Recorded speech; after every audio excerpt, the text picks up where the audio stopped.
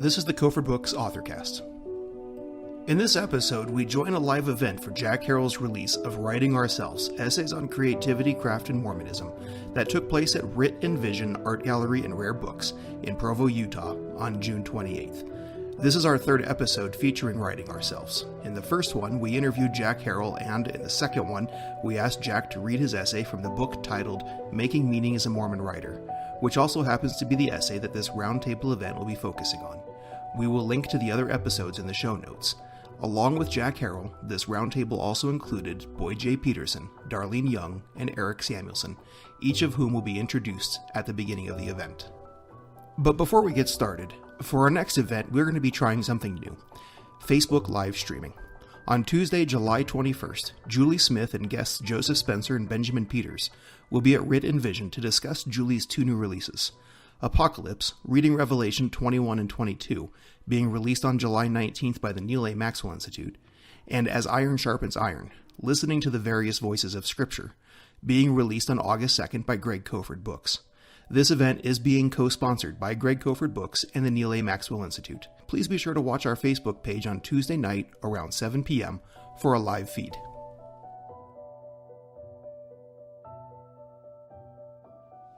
Thank everybody for being here. In particular, I want to thank our panelists. I want to just briefly introduce them. As I gather, we sort of have the discussion planned to be as informal as possible. We're going to get some feedback from the panelists. Jack is going to have a chance to kind of respond to feedback. Hopefully we can then kind of fold you all into the conversation as well, kind of naturally transition into a Q&A and wrap things up before it gets too hot in here. So I'm just going to give very brief intros to our panelists. I'll start with the author, with Jack Harrell, who is he's the author. He's actually got the book, copies of which Brian just barely got here with now, so we actually have them to have you get signatures from him if you like afterward. How long have you been at BYU, Jack? BYU, Idaho, 20 years. 20 years, wow.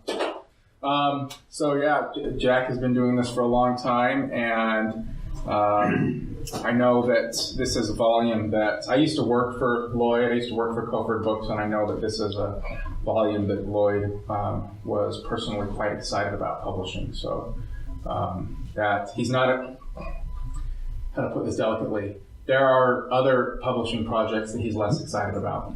And this is one that he was very excited about. So I'm excited to hear more about it because I haven't had a chance to read it either. In fact, I'll be asking Jack to sign it as well. So, Jack, are you going to start us off? I'm going to give a little summary of the essay we're going to be discussing, and then we're going to take off. So all the prepared comments are around a single essay?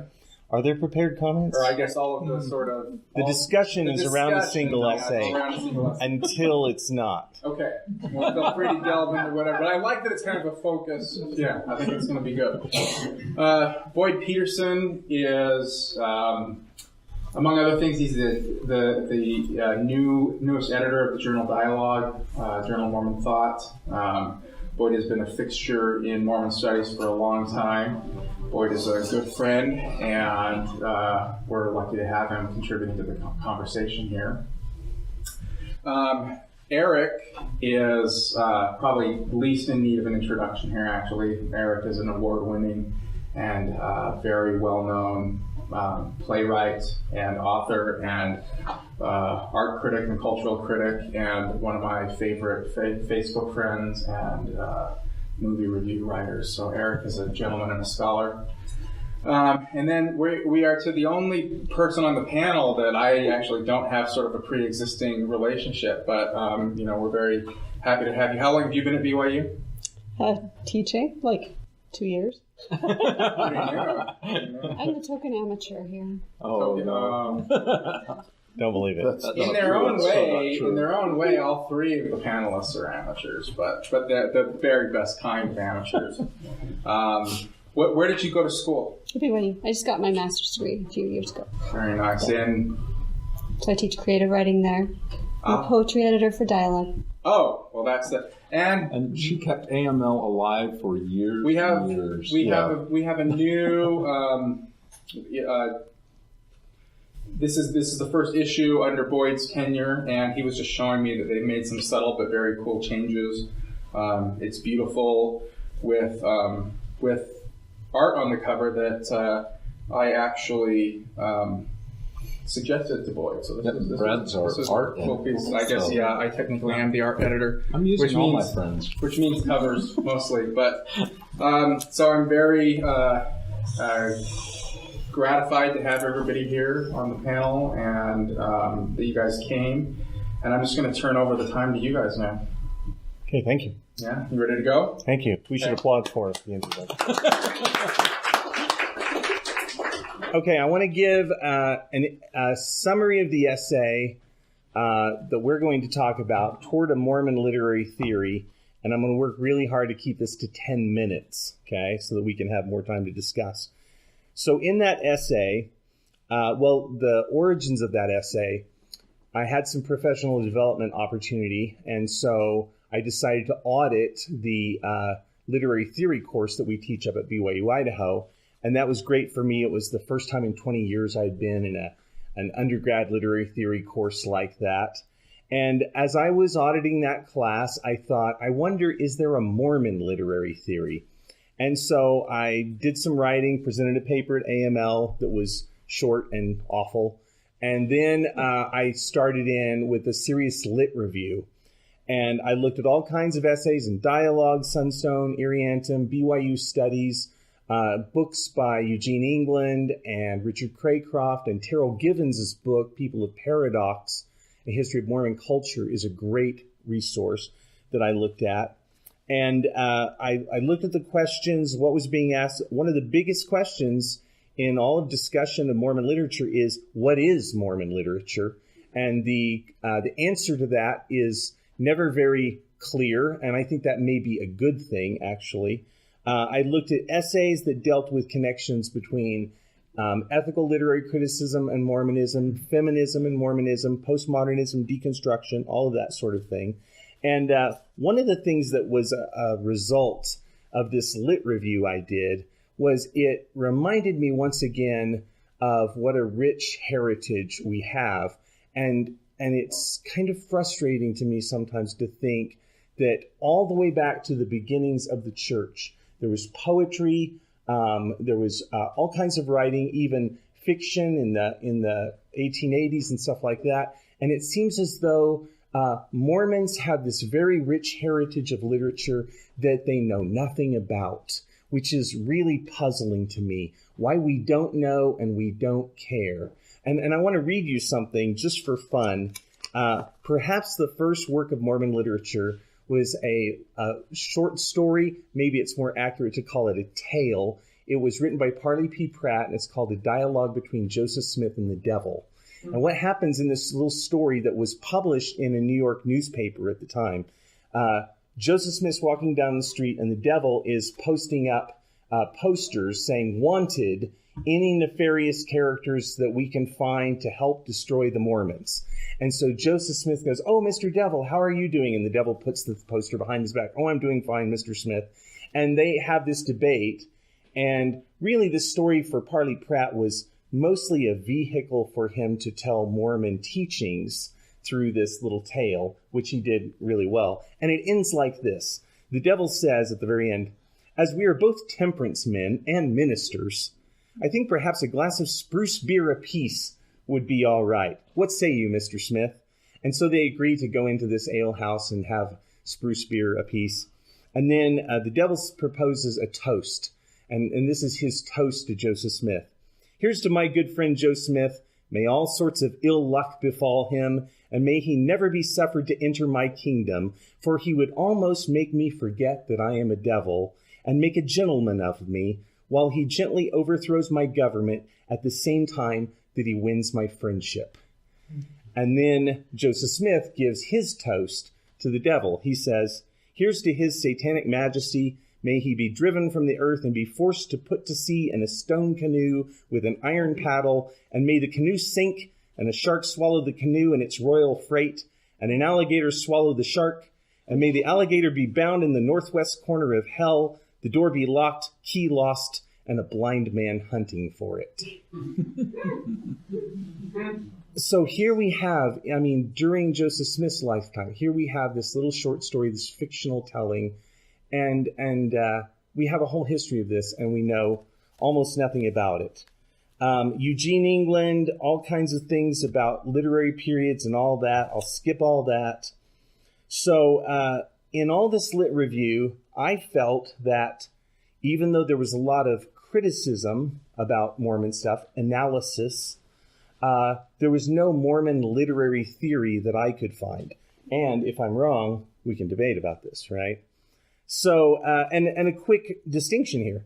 Criticism can be anything from book reviews and blogs to very scholarly, in-depth analysis. But a literary theory is a lens. It's a framework for viewing something.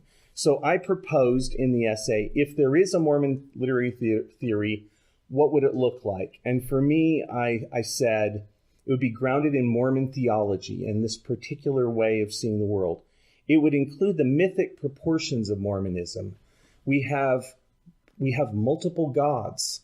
We don't know that much about them, but we have them. We have devils. We have the Garden of Eden. We have 3 degrees of glory. There's all kinds of mythical things going on, mythical proportions going on in Mormonism.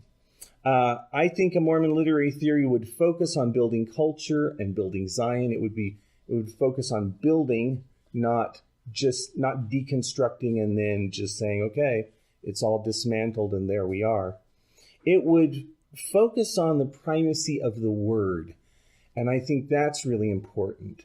Through the whole postmodern thing, the deconstruction thing, there's been a lot of work at saying, yeah, words are not very good conveyors of meaning. There's all kinds of problems with how words convey meaning. But I think as Mormons, we would say, one thing we might say is, yes, but they're all we have, and we do want to make meaning. And we also might even look at, and I do this in the essay, some things like the idea that the word, as in logos, as in the first chapter of John, which means meaning itself, the word and words would be important.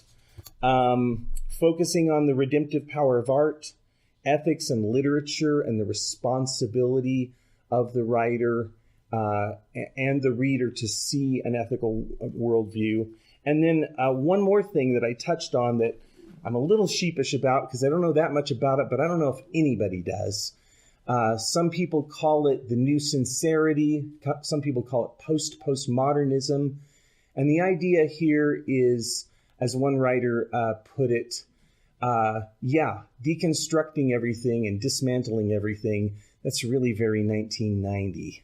But this is 2016. And so one point to be made here is, you can dismantle everything, but eventually somebody's going to want to start a relationship or get a job or run for senator, right? Is that what you did? Legislature. Somebody's going to want to say, okay, that's great that you can tear things up, but maybe at some point we want to build something.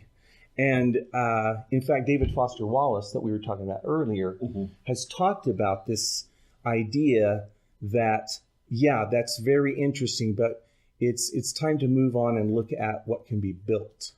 So my essay, I think, is just a beginning, and I'd like to see where it can go from here. And I'm really glad we're having this discussion because at least this will be one discussion and it won't end with the essay. So that's my introduction.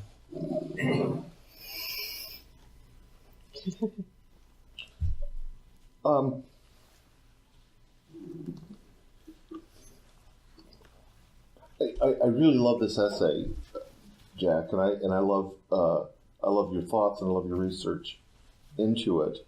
But I found it most provocative, in part because the contrarian in me made me immediately want to disagree with it. And the reason I say that is not because the ideas that you explore are without merit. I think they're very much meritorious.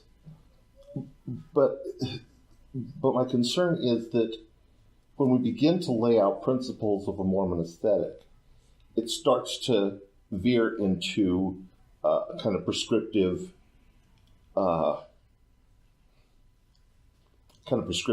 It starts to say these are the sorts of things that we should try to accomplish, and then we start ruling in and out individual works, individual stories, and we start to say this one seems insufficiently positive. This seems reductively deconstructive. This seems knee-jerk feminist, or whatever word is we might say. When I go back to the 13th Article of Faith, which I think seems to me to define a Mormon aesthetic, it says if there's anything virtuous, lovely, of good report, or praiseworthy. But if you look at how that's punctuated, it becomes clear that virtuous, lovely, good report, and praiseworthy are not one thing, but four separate things. I think we often think of the 13th Article of Faith as simply a kind of yay raw for good stuff, broadly and generically. Instead of saying, what the 13th Article of Faith is saying is that a work can promote virtue, and it can also be beautiful, or it can also be beautiful.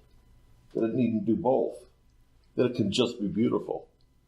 That it can be of good report, but not necessarily praiseworthy, or praiseworthy, but not of good report. And those seem to me to divide into two separate categories. One, this is what the artist is trying to accomplish. He's trying to be either virtuous or lovely. And this is how we receive the work. It's either of good report or praiseworthy. But the other half of that is those are all extremely subjective. And I start to think, if we start to lay out rules and start to say, this is the sort of thing that strikes us as reflective of the gospel or reflective of our theology, then we start ruling other stuff out as not reflective of it, of not expressive of who we are and what we stand for, presumably. And that worries me a great deal. I'm not convinced that our dichotomy of worldly art and spiritual art, that particular binary is relevant or meaningful at any level. I don't think there is such a thing as worldly art or such a thing as inherently spiritual art. I've seen works of art that I thought were excessively worldly and offensive, but I know other people who found them deeply moving and able to promote virtue. I suppose the occasional really hardcore propaganda piece for some particularly dreadful ideology might be the one example, perhaps, of bad art. But I think those examples are very, very rare. Whatever it is we're trying, is it working? That's the other thing. And I love what you talked about, Jack, when you talk about the mythic dimensions of much of our theology. That surely is found expression, right? As everyone was sort of trickling in, the four of us were chatting among ourselves and talking about the astounding affinity a lot of young LDS writers have for fantasy, and how Jackson's students in his beginning writing classes all want to be a Brandon. I wouldn't mind having Brandon Mull or Brandon Sanderson's bank account, certainly. And they're fine writers. Brandon Sanderson's a wonderful writer. Brandon Mull is a wonderful writer. It's not that they're bad writers, that they're producing bad literature, or that genre literature is, in any sense whatsoever, inferior. It's just an expression of a part of who we are as a people. There are many, many others. And so I worry about that kind of prescriptiveness. That's my concern. And of the unnecessary drawing of lines. And I just want to make one comment. Is it the nature of any theoretical lens to rule in and rule out as it examines. Yeah, that was something that my mind kept getting stuck on as I read this essay. Is, do I believe that the purpose of a theoretical approach is to value, is to assess the value of something? So a lot of the people you ran through, you talked about, England and different people's theories about it.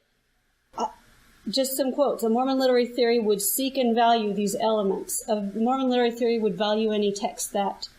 It would value this. It would put greater value on that. And I wondered, I'm not really sure. Is the purpose of a Mormon literary theory to decide what's of better value and what's of worse value? And isn't that the drawing of lines and the excluding?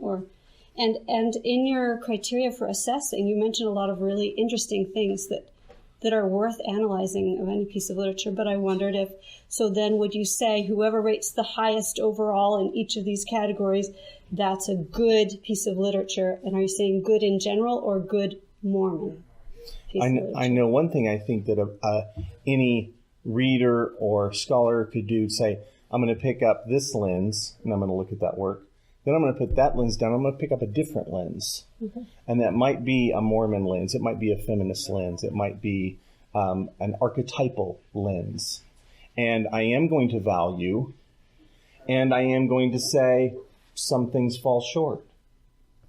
I'm going to judge, which I think is what we all do all the time when we read. And I wonder, too, if really all I've outlined is how most of us probably read. Absolutely. Anyway. It sounded like all of my LDS book groups, what we do. We just naturally get together and we assess it in all those ways. Mormon or not, we do it. Coming soon from Greg Kofford Books, As Iron Sharpens Iron, Listening to the Various Voices of Scripture, edited by Julie M. Smith. In this unique volume, fictionalized dialogues between the various voices of Scripture illustrate how differences and disagreements are not flaws of the texts, but are rather essential features of the canon. These creative dialogues include Abraham and Job debating the utility of suffering in our submission to God, Alma and Abinadi disagreeing on the place of justice in the atonement, and the authors of Mark and Luke discussing the role of women in Jesus' ministry. It is by examining and embracing the different perspectives within the canon that readers are able to discover just how rich and invigorating the Scriptures can be. The dialogues within this volume show how just as iron sharpeneth iron, so we can sharpen our own thoughts and beliefs as we engage not just the various voices in the Scriptures, but also the various voices within our community. As Iron Sharpens Iron will be available on August 2nd from Greg Kofford Books. Pre-order your copy today at gregkofford.com. I think of a quotation I heard recently from the actor David Diggs when his friend Lin-Manuel Miranda said, "Hey, I'm working on a hip-hop musical about the Founding Fathers in which they would be played by African-American actors." And David Diggs' immediate response was, "That's the single dumbest thing I've ever heard in my entire life." And the next thing he said was, "Send me a copy." And David Diggs just won the Tony Award for playing Jefferson in Hamilton. But isn't that a wonderful thought? That's the dumbest idea I ever heard in my life. Wow. What worries me is that someone like Miranda would hear that. What a dumb idea. That could never possibly work. And become discouraged against writing it. Because we've been so richly blessed by the work that came out. Now, of course, I'm a theater guy. I tend to like theater pieces. That's one, I think, consequence of the drawing of lines, and the reason that I'm concerned about it. Well, so my background in this is I don't really do Mormon criticism, and I don't really write Mormon fiction. So, but I teach Mormon literature, and so every semester, and I've done this for about a decade in public school. So every semester, I'm drawing lines. I'm deciding what goes on the syllabus and what doesn't go on the syllabus. And so, I think that, again, is an inevitable thing. At a state school, I'm not trying to convince people that, they need to grow their testimony or anything like that. So I take a kind of cultural studies perspective in my classes. And I've tended to use Eugene England's idea of the radical middle as a kind of idea for thinking about what goes on the syllabus. So Gene was very critical years ago of two anthologies that came out, and I'll leave them nameless for now. But they're in the essay if you want to read it. but one was published by a relatively conservative publisher. One was published by a relatively liberal publisher, and he found that both fell short. And what was interesting to me about that essay is he found them both falling short for very similar reasons. They both had very flat characters. The stories seemed to be not really very interesting. On the one hand, so the essay was called "Danger on the Right, Danger on the Left." Stand up, sit down, fight, something like that. Anyway, it didn't have that last part, but he talked about how on the right, and again we can put quotes around that. On the right, those essays were not well crafted. So in terms of craftsmanship, the dialogue was not really executed well. The plots seemed they just weren't very artistic. The characters were very flat and one-dimensional. They just didn't really have much there, and there was really no complex ethical dilemma in them. And the stories tended to be very didactic, preachy, trying to teach us a lesson. On the left, on the other hand, these were stories that he said were very transgressive. They were somewhat cynical about the gospel, about the church. Somewhat nihilistic, but on the other hand, they were very well crafted. But again, we had very flat characters and no real complex ethical dilemmas. And in a kind of different way, they were very didactic. They were kind of everything about the church was bad, and these characters struggled to get out, and that was kind of the end of the story. And so he argued for something called the radical middle, and I think that's a really useful thing to think about. These are stories that are well crafted, that have really fully developed characters, and he cites in particular that story that you mentioned, Parley P. Pratt's dialogue with the devil, and he talks about how this, that story brings together these polar opposites and has them talk to each other, in a very radical way. Joseph Smith and the devil sit down and drink ginger beer or whatever it is, spruce beer. So bringing these people together in a way that, they're actually having a conversation. And so in final analysis, his radical middle is stories that both ethically instruct. Now, instructing in a very different way than the didactic ones, they bring together these ethical dilemmas and have us sort through them and come up with some ideas about how, we can kind of think about our own lives, but they also aesthetically delight. And so when I'm crafting a syllabus, I really am looking for that. I want to just bring up something from a different essay, if I could, really quick.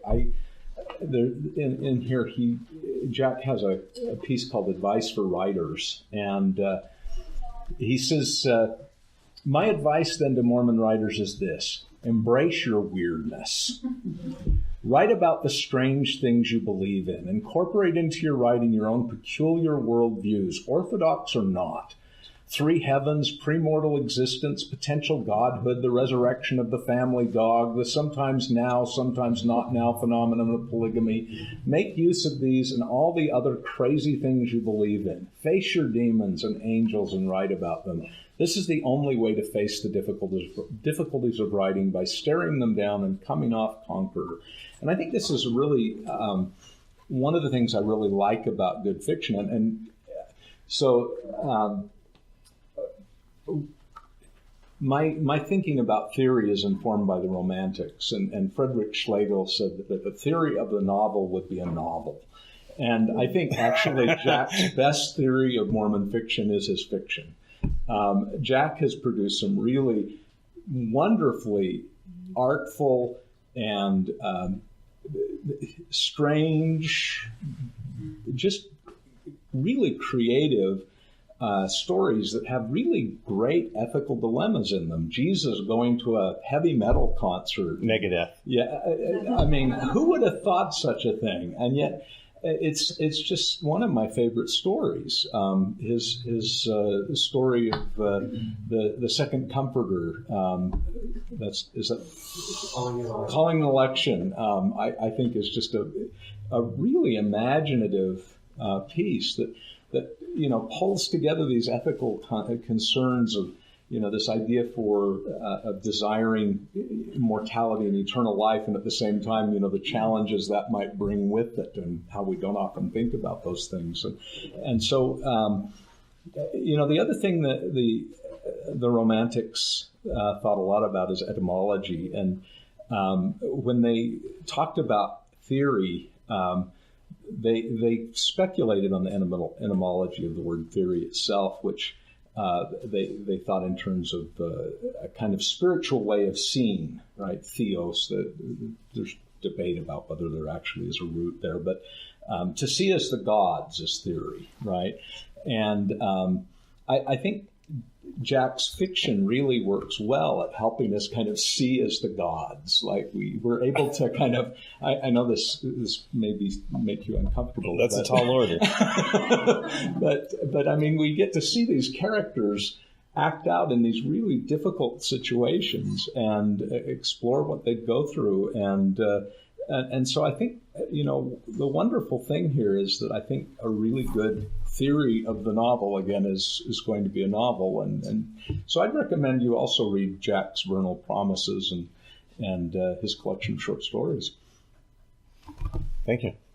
and you talked about Eugene England, and I can't remember if it's in this essay, but one of the most important things that he said about characters that are real and complex and so on, he said that you have to have characters who you allow to make mistakes.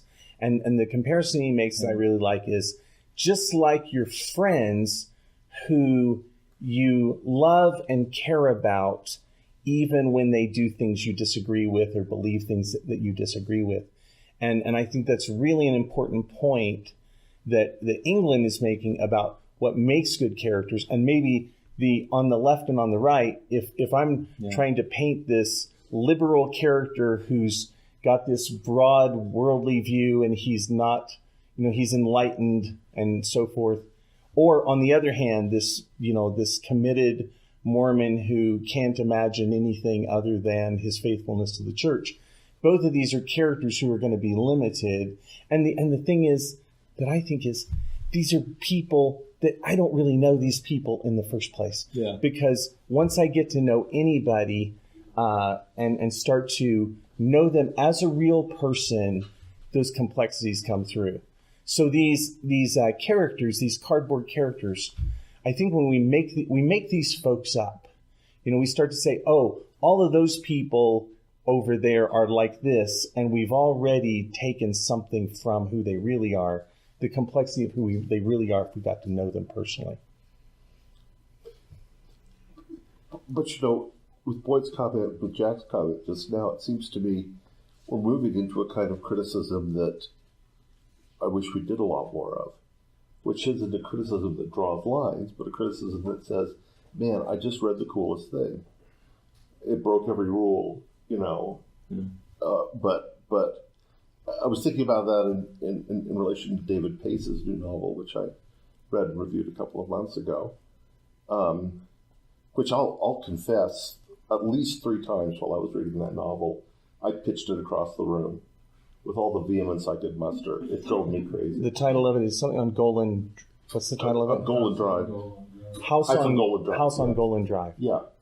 And it is absolutely transgressive in almost every way it could be transgressive. And I also know the people that it's about, which doesn't help, right? So is that why you threw it across? Yes, as a matter of fact. And yet, ultimately, I thought it was wonderful. I thought it was terrible. not in the sense of a badly written, but in the sense of provoking feelings of terror. And certainly it broke almost every rule we could describe. But there's something about a novel that provokes a response like throwing it across the room. There's something about that it got to me, got under my skin. It made me feel, and that ain't nothing. I think of a play. I think the finest play written by an LDS writer in 10 years. Other than you. Oh, no. I only wish. Melissa Leilani Larson's play, Pilot Program. And I don't know how many of you know that work. It's painful. It is excruciating. Yeah. It's so painful. And we left. We went to dinner, my wife and I, and some friends and some family, and we could talk about anything else for hours. It was, on transgressive subjects certainly, bringing back polygamy. In any event, rather than say Mormon art when it appears will look like this, let's say I just saw this and it was amazing. And it angered me, and it frustrated me, and it drove me insane. And I can't get it out of my head. So is there a purpose for a Mormon critical theory? So I don't know. I don't know. I really don't. I've tried to write one. I haven't done as well as Jack did.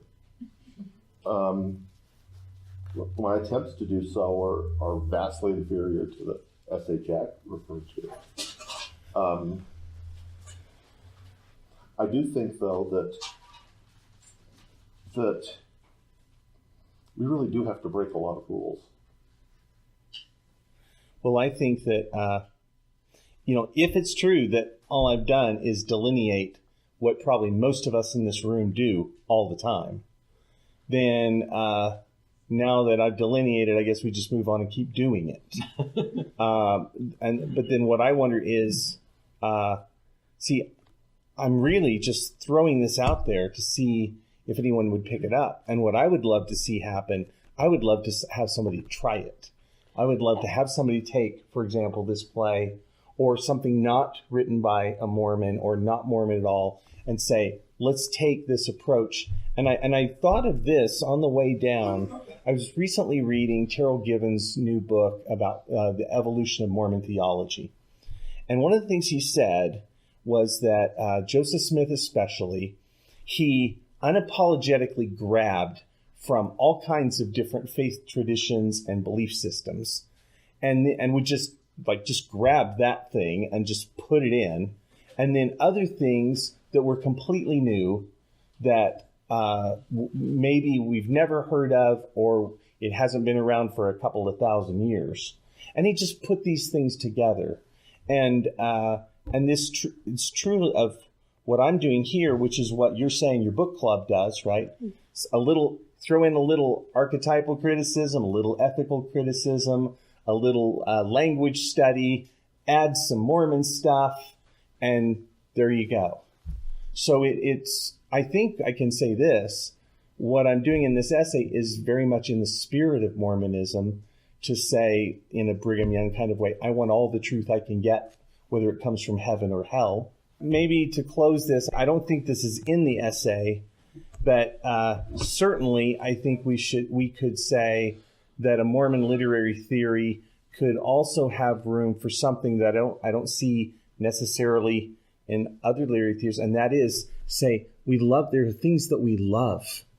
And how do you define that? I don't know. I just loved it. And I wanted to connect with this in a very deep way, and that in a way that made me understand my life, made me understand others. And this goes to the kind of Zion thing. And this does go to the idea of atonement with a small a, art, the redemptive power of art, and the bringing together and the healing that can occur. And we all know this. We've all experienced this, I assume, when we're reading a book and we start wiping away tears and we start to feel like my soul has been changed here through this writing, through this person. I don't even know who this is. And that redemptive power, I think that's certainly a part of a Mormon literary theory. So is it okay do you want to say thank you very much? There we go.